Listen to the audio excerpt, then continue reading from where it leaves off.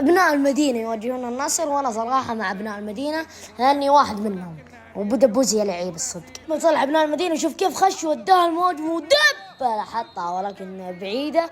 الحكم يقول تسلل أيضا، يعني زيادة عن الموضوع. وكرة طويلة وتستلم في منطقة جزاء أحد، لك عرضية وشالوا جوز. يا راجل ايش الشيلة الغبية ذي؟ والله بلنتي على ابناء المدينة. يا حكم الغي، ساديو ماني بيشوت البلنتي ويأخذ لك ابناء المدينة في خطر. محارسهم اللي ليش واقف زي كذا؟ واقف على اطراف اصابيعك مسوي بتصده وماني بيشوت عليك يا ابني. دب حطها والله. ولا وين الوقف على اطراف اصابيعك؟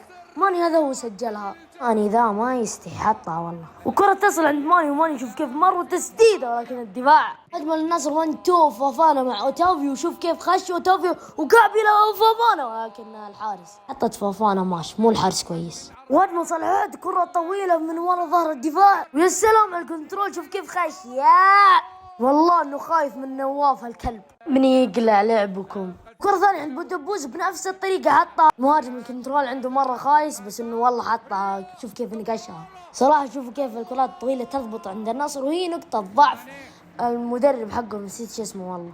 صراحة من هنا بدت فتح السكور، وفتح السكور على ابناء المدينة. انا والله ما اتحمل اشوف ابناء المدينة ينجلدون. يا فوفانا.